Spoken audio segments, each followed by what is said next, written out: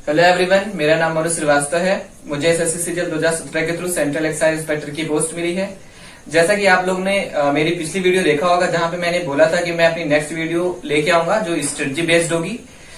आज मैं अपनी स्टडी कैसे मैंने पढ़ाई करी, कौन सी बुक्स मैंने फॉलो की, क्या मेरा रूटीन था, वो आज मैं आप लोगों के सामने साथ शेयर करूंगा।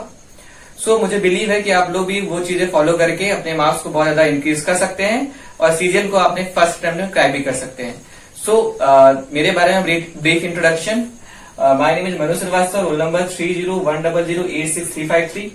मेरी ऑल इंडिया रैंक थी 1448 और मेरे प्री में स्कोर थे 167.5, 47.5 marks in maths, 47.5 in reasoning, 32 in GS and 40 in English. And same मेरे मेंस में स्कोर थे 163.5, जो कि मेरा मैथ्स का स्कोर था, और 157 स्कोर थे मेरे, जो कि इंग्लिश के थे। Let's start with the English subject. English के लिए सबसे पहले इंग्लिश की अगर प्रिपरेशन कर रहे हैं, सबसे पहले आपके पास 3 बुक का होना मस्ट है। फर्स्ट बुक आपके पास होनी चाहिए एमबी पब्लिकेशन, जो कि प्रीवियस पेपर क्वेश्चंस है, प्रीवियस ईयर्स वाले क्वेश्चंस हैं। एंड सेकेंड इज आपके पास होना चाहिए मिरर ऑफ कॉमन एरर।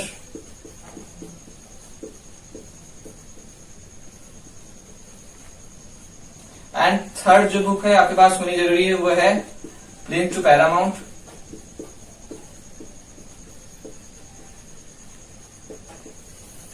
ये 3 बुक आपके पास होना बहुत ही ज्यादा जरूरी है। सबसे पहले मैं इंग्लिश को 3 पार्ट्स में डिवाइड करना चाहूंगा। जो फर्स्ट पार्ट होगा वो होगा लर्निंग सेक्शन, जो सेकेंड पार्ट होगा वो होगा ग्रामर सेक्शन, एंड जो थर्ड पार्ट होगा वो होगा practice section.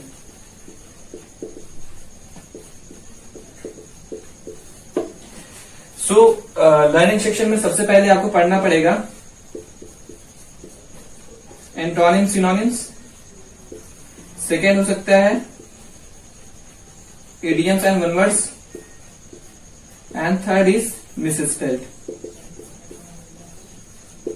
Same grammar section में आपको सबसे पहले पढ़ना पड़ेगा स्पॉटिंग एरर। बेसिकली ये पार्ट्स ऑफ स्पीच होता है। And second is sentence improvement,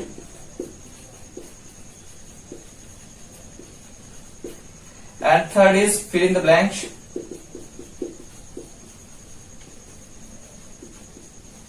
and the fourth one is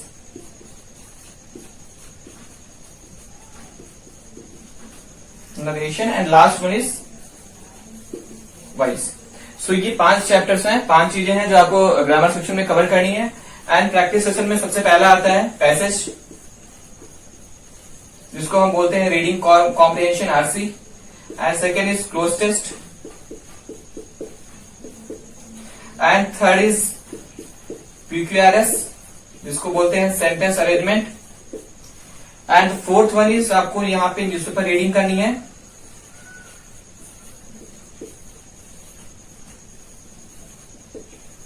half an hour per day. And the last one is यहाँ पे एमबी पब्लिकेशन आती है कि कैसे आप उसको कवर करना है। ये चीजें हैं जो आपको पढ़नी पड़ेंगी पूरे इंग्लिश में, और यही इंग्लिश का पूरा सिलेबस है। इससे बाहर कोई भी चीजें कहीं नहीं है। सिर्फ आप इतना अगर आप कवर कर लेते हैं तो इंग्लिश में आपके मार्क्स बहुत अच्छे आ जाएंगे।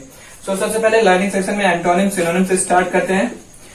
जब मैं प्रिपरेशन कर रहा था तो मुझे भी सिनोनिम्स एंटोनिम्स में बहुत सारी प्रॉब्लम्स को फेस करना पड़ रहा था। किसी से पूछता तो बताते कि आप ये बुक पढ़ लीजिए, रूट वर्ड से याद कर लीजिए या कुछ और पढ़ लीजिए। उससे कुछ फायदा नहीं हुआ मुझे। फिर मुझे बाद में समझ में आया कि एंटोनिम सिनोनिम्स का सबसे करने का बेस्ट तरीका क्या होता है। एमबी बुक उठाइए, इसमें ऑलमोस्ट 166 सेट्स हैं।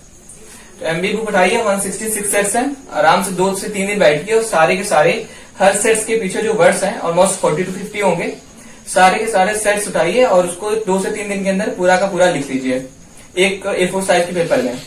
आराम से उसको लिखिए 2 से 3 दिन। उसके बाद डेली 50 to 80 क्वेश्चन वर्ड्स हमेशा पर डे याद करने का ट्राई करिए, और आराम से इजीली याद हो जाएगा। और अगर आप ये करते हैं तो आपसे 3 से 4 महीने के अंदर 3 से 4 मंथ्स के अंदर आपकी वोकैबुलरी बहुत ज्यादा स्ट्रांग हो जाएगी। और सेम यही चीज फॉलो करके मैं कम से कम 15,000 वर्ड्स याद किया था। सो ये सबसे बेस्ट वे है सिनोनिम्स एंटोनिम्स को कवर करने का। 3 से 4 महीने लगेंगे, आपके सिनोनिम्स एंटोनिम्स कवर हो जाएगा। सो नेक्स्ट आता है idioms and one words. So idioms and one words के लिए आपको बहुत ज्यादा कुछ पढ़ने की जरूरत नहीं है।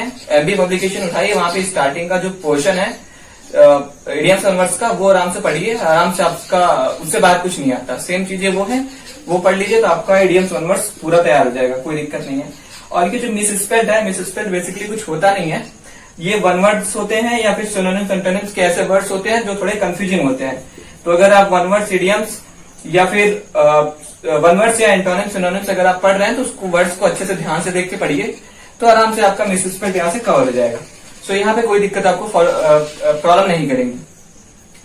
So next is spotting error. Spotting error करने के लिए बेस्ट वे है कि आप स्पॉटिंग एरर को अकेले मत करिए। स्पॉटिंग एरर करने के लिए आप 2 बुक फॉलो करिए, एक mirror of common error and plinth to Paramount.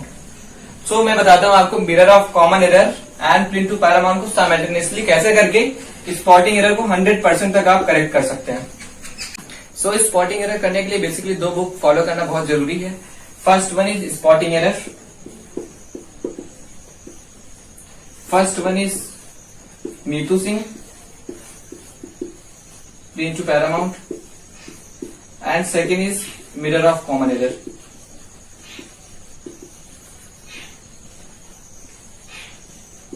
Basically जो स्पॉटिंग एरर होता है ये पार्ट्स ऑफ स्पीच होता है, इसमें पार्ट्स ऑफ स्पीच की आपकी एरर देखनी होती है। सो सबसे पहले इसको कवर करने का सबसे बढ़िया मेथड ये है कि आप नीतू सिंह की बुक उठाइए, प्लिंथ टू पैरामाउंट बुक उठाइए, वहां से पहला चैप्टर नाउन पढ़िए। नाउन पढ़िए, नाउन के बाद जितने भी उसमें रूल्स आते हैं नाउन्स के वो आप A4 साइज की पेपर शीट में उसको लिख लीजिए। बहुत छोटे वर्ड्स में लिखिए, बहुत कंसाइज वे में एकदम शॉर्ट नोट्स बनाइए उसके नाउन के, सिर्फ उनके फॉर्मूले आप देखिए, उनके रूल्स लिखिए कि किसके साथ क्या यूज होता है क्या नहीं यूज होता है। उसके बाद हर चैप्टर में इनके 50 से 60 क्वेश्चंस दिए हैं, वो क्वेश्चंस प्रैक्टिस करिए। वो क्वेश्चन में आपको 4, 5, 10 क्वेश्चन नए मिलेंगे, तो नए मिलने वाले जो क्वेश्चंस होंगे उनमें क्या चीज नया है वो चीज फिर आपको अपने शॉर्ट नोट्स में लिखना है। तो वो चीज आप करेंगे तो ऑलमोस्ट ये 1 दिन का काम होगा कि आप 1 दिन में नाउन जो है वो आप करेंगे प्लिंथ टू पैरामाउंट से। फिर नेक्स्ट डे क्या करना है, सेम नाउन का चैप्टर आपको मिरर ऑफ कॉमन एरर से जो है पढ़ना है, इसके रूल्स पढ़ने हैं और इसके जो रूल्स नए हैं जो प्लिंथ टू पैरामाउंट में नहीं है वो फिर आपको उसी शॉर्ट नोट्स में ऐड करने हैं। और फिर यहाँ पे ऑलमोस्ट 100 के आसपास क्वेश्चन है, तो फिर ये क्वेश्चन करने हैं। तो बेसिकली ये आप चीज फॉलो करेंगे साइमल्टेनियसली, पहले 1 दिन इसको करिए, फिर 1 दिन इसको करिए, फिर 2 दिन हुआ, फिर 1 दिन देके पूरा ये 2 दिन का जो चीज है उसको पूरा रिवाइज करिए। तो बेसिकली 3 दिन में आपका नाउन का चैप्टर कवर होता है, वो भी फुल्ली।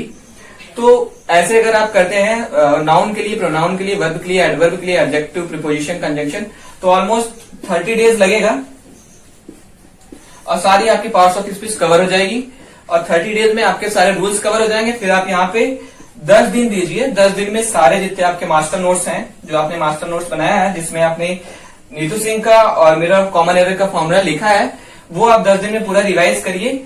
उसके बाद मिरर ऑफ कॉमन एरर जो बुक है जिसमें ऑलमोस्ट 400 के आसपास सेट्स दे रखे हैं, 400 के आसपास सेट्स रखे, उसको पढ़े, आपको 15-15 या 20-20 क्वेश्चन के हिसाब से पढ़े उसको सेट्स को सॉल्व करना है। तो ऑलमोस्ट ये लगेगा आपका 2 से 3 महीना, 2 to 3 मंथ्स लगेंगे आपको ये स्पॉटिंग एरर में मास्टरी करने के लिए। सो आपको यहाँ पे बहुत ज्यादा प्रॉब्लम तो फेस नहीं करना पड़ेगा अगर आप इस मेथड से स्पॉटिंग एरर को सॉल्व करते हैं। और ये चीज करने से आपका स्पॉटिंग एरर ही नहीं तैयार होगा बल्कि सेंटेंस इंप्रूवमेंट भी हेल्प मिलेगी, फिलर्स भी बहुत अच्छे से तैयार हो जाएंगे, इवन क्वेश्चंस में भी आपको काफी हेल्प मिल सकती है इससे। सो ये बेस्ट और प्रॉपर मेथड है आपको विद इन 2 और 3 मंथ्स आपको इस चीज को कवर करने का।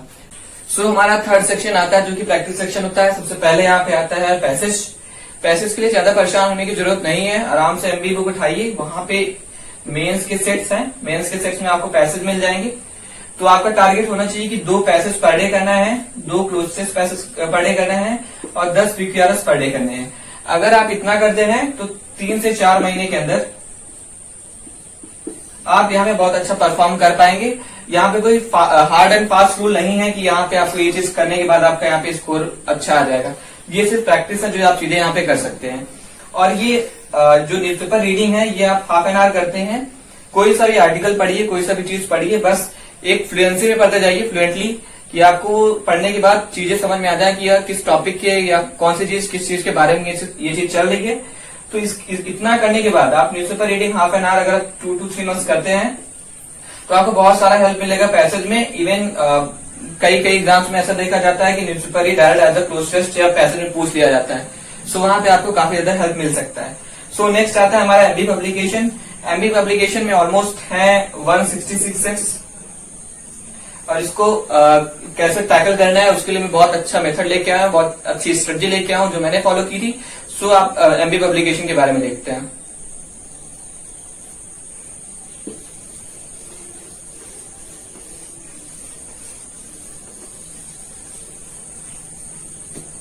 सो एमबी पब्लिकेशन के बारे में देखते हैं। यहां पे 166 सेट्स हैं ऑलमोस्ट। तो इसमें सबसे पहले ये देखना है आपको कि 25 क्वेश्चन के कितने सेट्स हैं। यहाँ पे 25 क्वेश्चन के कितने सेट्स हैं वो देखने हैं। फिर आपको देखना है कि 50 क्वेश्चन के कितने सेट हैं।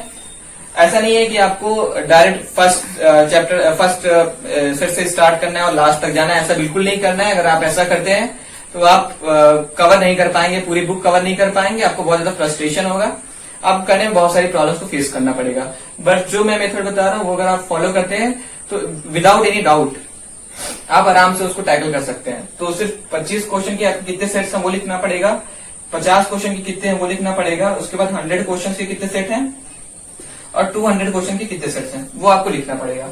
सपोज 166 सेट्स हैं, 200 के आप आसपास मान के चलिए 16 सेट्स हैं, 16 सेट्स, और 100 क्वेश्चन के आसपास मान के चलिए 30 सेट्स हैं, 25 क्वेश्चन के आसपास मान लीजिए 80 सेट्स हैं। तो 80 80 31 110 126 46 सेट्स। तो सपोज ये मान लीजिए कि इतने सेट्स का डिस्ट्रीब्यूशन है, तो आपका टारगेट होना चाहिए कि 25 क्वेश्चन को हमको 8 सेट्स पर डे करना है, 50 क्वेश्चन का 4 सेट्स पर डे करना है, 100 क्वेश्चन का 2 सेट्स पर डे करना है, और 200 क्वेश्चन का 1 सेट पर डे करना है। सो ये आपकी स्ट्रेटजी होनी चाहिए। 8 सेट्स पर डे के हिसाब से आपका 10 दिन में ये कवर हो जाएगा। 4 सेट्स के अकॉर्डिंग आपका ये 12 दिन में कवर होगा, 2 सेट्स के अकॉर्डिंग ये आपका 15 दिन में कवर होगा, और 1 सेट के अकॉर्डिंग ये 16 दिन में। तो आपको लगते हैं 16 15 31 53 डेज। 53 डेज में आपकी पूरी एमबी कवर हो जाएगी। यहाँ पे आपको कोई भी चीज की प्रॉब्लम नहीं फेस करनी पड़ेगी। इवन अगर आप एमबी कर रहे हैं, आपको कोई क्वेश्चन डाउट आता है, तो जैसे मान के चलिए 25 क्वेश्चन है, यहाँ पे कोई क्वेश्चन में डाउट आता है, मान के चलिए क्वेश्चन नंबर 7 में आपको डाउट आता है। अगर आपका 2 से 3 अटेम्प्ट के बाद ये क्वेश्चन सॉल्व हो जाता है तो आपको स्टार मार्क करना है, और अगर वो क्वेश्चन मान लीजिए 8 है, वो बिल्कुल नहीं आता है, तो उसको एज ए सर्कल मार्क करना है। और जब दोबारा आप ये 53 डेज के बाद अगर आप फिर रिवीजन करने आएंगे तो सिर्फ आप ये स्टार और सर्कल वाला ही देखिए, अदरवाइज एक्स्ट्रा देखने का कोई मतलब नहीं है। और सबसे मोस्ट इम्पोर्टेंट थिंग कि अगर आप एमबी पब्लिकेशन कर रहे हैं तो अगर आप जैसे एंटोनिम्स में कोई वर्ड दिया है, उसके 4 ऑप्शन दिए हैं, तो बहुत सारे लड़के होते हैं वर्ड्स का जो मतलब होता है या एंटोनिम्स होता है या सिनोनिम्स होता है वही पढ़ के बुक बंद कर देते हैं। बट आपको वो चीज नहीं करना है। आपका सेकेंड ऑप्शन क्या है, थर्ड ऑप्शन क्या है, फोर्थ ऑप्शन क्या है, वो भी आपको देखना है, क्योंकि एसएससी जो है वो नेक्स्ट ईयर जो होता है वो ऑप्शन को एज ए क्वेश्चन को पुट करती है। सो अगर आपको ऑप्शंस पता है, ऑप्शन अगर अच्छे से आपने देखा है, तो आपको नेक्स्ट एग्जाम में आपको बहुत ज्यादा हेल्प मिलने वाली है। सो एक बेस्ट मेथड है एमबी पब्लिकेशन को बहुत ही कम टाइम में कवर करने का। सो मुझे नहीं लगता कि अगर कोई लड़का इतना कुछ करता है तो उसके मार्क्स कम आएंगे। डेफिनेटली उसके मार्क्स बहुत अच्छे इंक्रीज होंगे। इवन ये स्ट्रेटजी प्री के लिए नहीं है, ये स्ट्रेटजी इवन मेंस के लिए भी है। यही स्ट्रेटजी मैंने फॉलो की, यहाँ तक कि यही स्ट्रेटजी की वजह से मुझे सीजीएल 17 में 157 मार्क्स मिला था मेंस में, एंड सीजीएल 2018 में मेरे 174 मार्क्स थे इंग्लिश में। सो यही स्ट्रेटजी अगर आप फॉलो करते हैं तो आपके बहुत अच्छे मार्क्स आएंगे। अदरवाइज अगर आप कोई और चीज करते हैं या फिर स्टार्टिंग से सॉल्व करते हैं तो आपको बहुत सारी प्रॉब्लम्स को फेस करना पड़ सकता है। So guys let's start with the math subject. Math subject के लिए आपके कॉन्सेप्ट्स क्लियर होने बहुत जरूरी है। बेसिक कॉन्सेप्ट्स आपके क्लियर होने जरूरी है। अगर आप टाइम एंड वर्क पढ़ रहे हैं या फिर पाइप एंड सिस्टम पढ़ रहे हैं या फिर परसेंटेज प्रॉफिट लॉस पढ़ रहे हैं, तो आपके बेसिक क्या होते हैं, फॉर्मूले, बेसिक कॉन्सेप्ट्स क्या होते हैं, वो क्लियर होने जरूरी है। आप उसके लिए कोचिंग भी कर सकते हैं, आप यूट्यूब पे भी ऑनलाइन पढ़ सकते हैं। सो यहाँ पे कोई ऐसी चीजें नहीं है कि आप नहीं कर सकते हैं। सो मैथ्स के लिए आपको क्या करना है, मैथ्स के लिए कौन कौन सी बुक मैंने फॉलो की। पहली बुक मेरी थी किरण पब्लिकेशन। आप किरण पब्लिकेशन भी कर सकते हैं या राकेश यादव भी कर सकते हैं।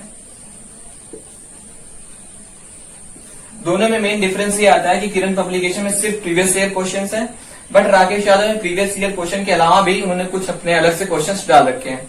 एंड किरण पब्लिकेशन का एक ड्रॉबैक ये होता है, स्पेशली ड्रॉबैक नहीं बोल सकते, बट ये थोड़ा सा ओल्ड मेथड फॉलो करते हैं। इनका जो सॉल्यूशन होता है बहुत लेंदी होता है, बट राकेश यादव का सॉल्यूशन बहुत ही कंसाइज वे में बहुत ब्रीफ होता है। बट मैंने अपने टाइम में किरण पब्लिकेशन कंप्लीट करी थी 7600 प्लस वाली। सो सेकेंड बुक आपको फॉलो करनी है, वो है Lucent, Lucent for advance mathematics.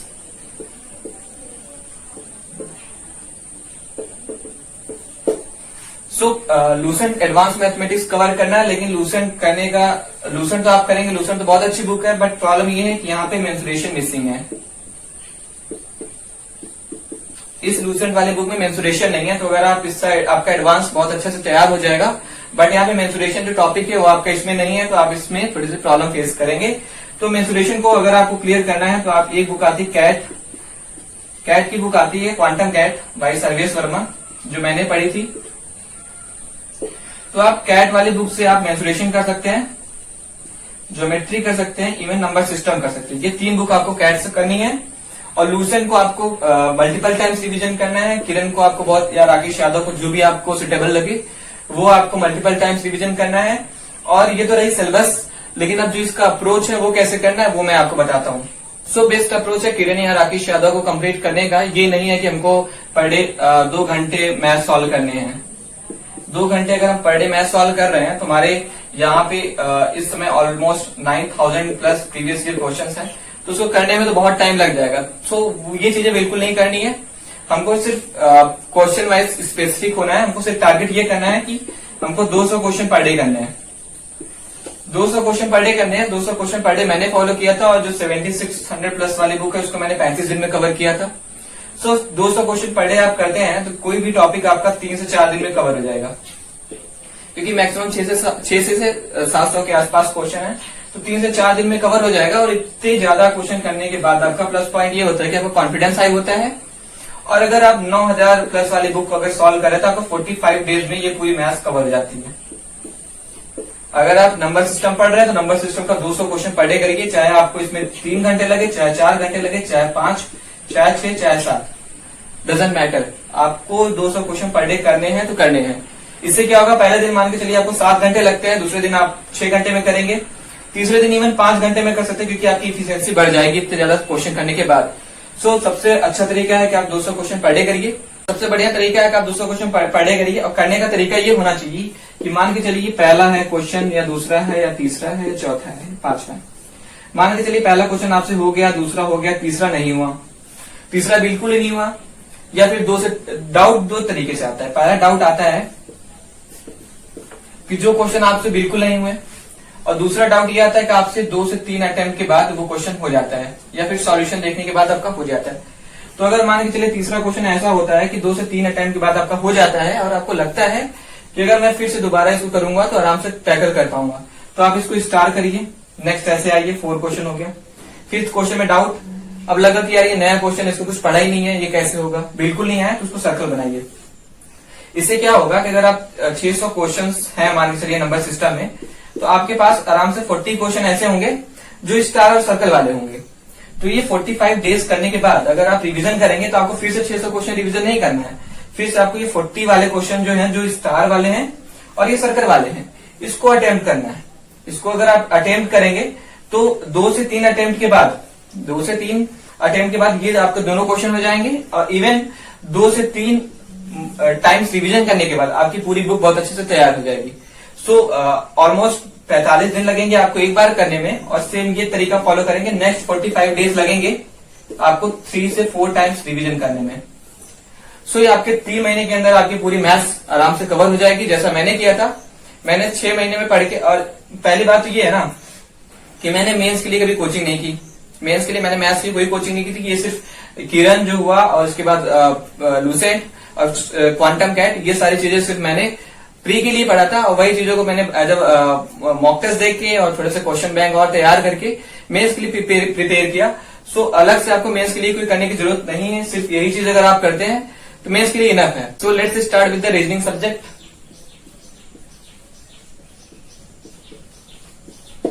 Reasoning के लिए आपको अलग से कोई बुक फॉलो करने की जरूरत नहीं है। मान के चलिए आपने कोई मॉक टेस्ट दिया, मॉक टेस्ट नंबर 1, वहां पे रीजनिंग में आपके आते हैं 40 मार्क्स, या सपोज आपके आते हैं 35 मार्क्स, जो भी है।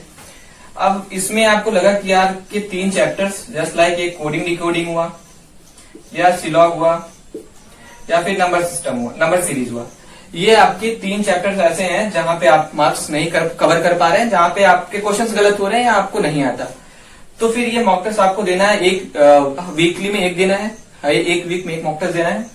सो ये आपके पास एक हफ्ते का टाइम है ये 3 चीजों को कवर करने का।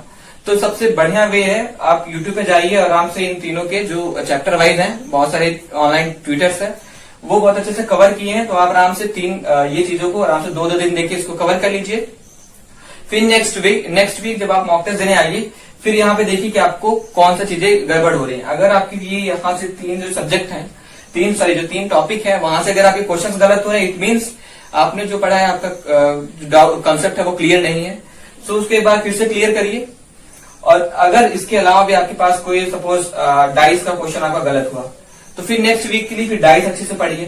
तो ये चीजें अगर आप करेंगे तो एटलीस्ट 8 to 10 मार्क्स के बाद ना आपको कोई बुक्स पढ़ने की जरूरत नहीं पड़ेगी। आप सिर्फ ये वाला मेथड फॉलो करके कि मॉक टेस्ट दो, उसके बाद जो चैप्टर वीक है वो चैप्टर राइट डाउन करो, वो चैप्टर एक वीक के अंदर अच्छे से तैयार करो। उसके बाद नेक्स्ट मॉक टेस्ट दो, उसमें देखो कौन सा चैप्टर वीक हो रहा है उसको स्ट्रॉन्ग करो। तो ये 8 से 10 मॉक टेस्ट देने के बाद ये आपकी रीजनिंग बिना कोई बुक पढ़े आराम से कवर हो जाएगी, और आराम से आपके 45 प्लस मार्क्स आराम से हर एक मॉक टेस्ट में, इवन आपके एग्जाम्स में भी आने लगेंगे। तो ये बेस्ट मेथड है। आपको रीजनिंग के लिए बहुत सारी बुक्स पढ़ने की जरूरत नहीं है, ना कोई अलग से नोट्स पढ़ने की जरूरत है। बेसिकली सिर्फ ये सिंपल चीज फॉलो करिए, आपके रीजनिंग में बहुत अच्छे मार्क्स आएंगे। सो हमारा नेक्स्ट सब्जेक्ट है जीएस। जीएस एक बहुत डायनेमिक चैप्टर्स है, बट इसको अगर स्ट्रेटजी वाइज पढ़ा जाए तो बहुत अच्छे मार्क्स यहाँ पे आप कवर कर सकते हैं, ले सकते हैं। 3 मंथ्स की प्रिपरेशन में मेरे 32 आउट ऑफ 50 मार्क्स थे। सिर्फ ज्यादा कुछ पढ़ा नहीं था, मेरे पास सिर्फ लूसेंट थी, एंड सेकेंड पैरामाउंट की एक बुक थी, एंड थर्ड मैंने फॉलो किया था घटना चक्र। बट आपको ये रैंडमली फॉलो नहीं करना है, आपको सिर्फ ये देखना है कि ट्रेंड कैसा चल रहा है, कि कौन से टॉपिक प्रीवियस पेपर्स को एनालिसिस करना पड़ेगा। वहां पे आपको पता करना पड़ेगा कि आप ट्रेंड कौन सा चल रहा है, कौन से सब्जेक्ट से ज्यादा मार्क्स आ रहे हैं। जस्ट लाइक जैसे हिस्ट्री से आते हैं suppose 6 to 7 questions. 6 to 7 questions में 4 क्वेश्चन तो मॉडर्न हिस्ट्री से आ जाते हैं, एक क्वेश्चन एंशिएंट हिस्ट्री से आता है, और 2 क्वेश्चन मिडिवल से आ जाते हैं। तो ये एंशिएंट हिस्ट्री को पढ़ने से बेटर है कि मॉडर्न हिस्ट्री एंड मिडिवल पढ़ा जाए, जहां पे हम 7 में से 6 मार्क्स आराम से लेके आएंगे, और इस पे एफर्ट नहीं करेंगे तभी हमारे मार्क्स आएंगे। जस्ट लाइक ज्योग्राफी, यहाँ से 4 से 5 क्वेश्चन फिक्स होता है जिसको आप आराम से कवर कर सकते हैं। सो बेसिकली देखना है कि ट्रेंड किस हिसाब से चल रहा है, कहाँ से ज्यादा क्वेश्चंस आ रहे हैं, कौन से एरिया से क्वेश्चन आ रहे हैं, वो आपको फॉलो करना पड़ेगा। जस्ट लाइक 2018 में नेबरिंग कंट्रीज से बहुत सारे क्वेश्चंस पढ़ने को मिले, देखने को मिले। सो आप पास्ट ईयर पेपर का ट्रेंड देखिए, उस हिसाब से अपने चीजों को सेट करिए। ये डायनेमिक है, इसमें आप जरूरी थोड़ी ना है कि आप अगर सोचेंगे 40 का टारगेट बना तो 40 मिल जाए, नहीं 40 नहीं मिलेगा। हाँ, लेकिन अगर आप स्ट्रेटजी वाइज करते हैं तो आराम से आपको बिना कम पढ़े ही बहुत ज्यादा मार्क्स मिल सकते हैं। जस्ट लाइक जीएस को हमेशा less study and guess more, ये वाली फिलोसफी जो है यूज करनी चाहिए, less study and guess more. And ये गेस जो होता है वो कैलकुलेटेड रिस्क लेके किया जाता है। ऐसा नहीं है कि खुद मार देंगे, जो भी मनाएगा वो कर देंगे। इसको ऐसा लिख सकते हैं ऑप्शन एलिमिनेशन।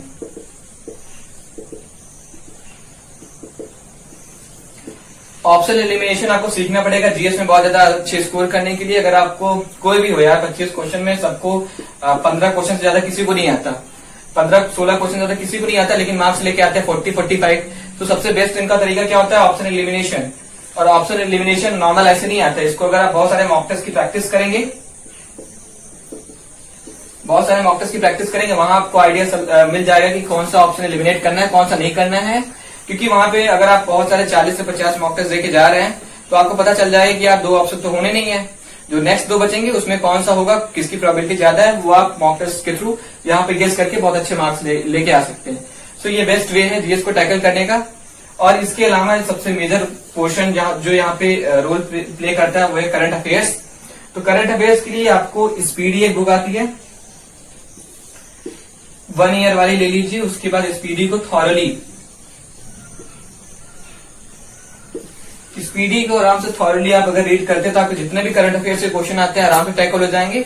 अलग से आपको बुक पढ़ने की कोई जरूरत नहीं है। सीजीएल 2017 में मैंने भी देखा था स्पीडी पढ़ के, वहां मुझे बहुत सारी हेल्प मिली। एंड सीजीएल 2018 में भी, जैसे कि आपको पता है सीजीएल 2018 में मेरे प्रीमियम मार्क्स थे 188। तो कहने का मतलब है कि जीएस अगर आप पढ़ते हैं इस वे से पढ़ते हैं, ऑप्शन एलिमिनेशन पे ज्यादा ध्यान रखते हैं, एंड करंट अफेयर्स को अगर आप स्पीडी से थॉरली करते हैं और ऑप्शन एलिमिनेशन के साथ साथ मॉक टेस्ट पे ध्यान देना बहुत जरूरी है। ये मॉक टेस्ट ही ऐसा चीज है जो आपको जीएस में बहुत अच्छे नंबर दिला देगा। तो फ्रेंड ये रही स्ट्रेटजी, बट इस सब चीजों से आपका सिलेक्शन बिल्कुल नहीं होगा। यहाँ से सिलेक्शन का 60% रोल यहाँ पे कवर होता है। नेक्स्ट 40% जो आपका सिलेक्शन होगा वो सिर्फ मॉक टेस्ट की वजह से होगा। अगर आप इतना सब कुछ पढ़ने के बाद आपको लगता है कि आप सीजीएल क्रैक कर लेंगे या फिर बहुत अच्छा बड़े ऑफिसर बन जाएंगे इन सब एग्जाम ये सब चीजें पढ़ के, तो ऐसा बिल्कुल नहीं होने वाला जब तक आप मॉक टेस्ट नहीं देते हैं। आपको रेगुलर बेसिस पे मॉक टेस्ट देना बहुत जरूरी है, क्योंकि अगर आप मॉक टेस्ट दे रहे हैं तो आपको पता चलेगा कि आपका कौन सा क्वेश्चन वीक है, तो उसको आप स्ट्रेंथन करने के लिए आप एफर्ट्स कर सकते हैं। बट अगर आप ऐसे पढ़ते ही चले जा रहे हैं, आपको पता नहीं है कि आपको जाना कहाँ है या फिर क्या चीजें आपकी गलत हो रही हैं, तो वो चीजें फिर जो है एग्जाम में आप बहुत ज्यादा मिजरेबली फेल होंगे। तो वहां पे ऐसी कोई चीजें नहीं है, आप आराम से मॉक टेस्ट दीजिए। प्री के लिए तो मैं सजेस्ट करना चाहूंगा कि आप 40 to 50 मार्क्स देके जाइए।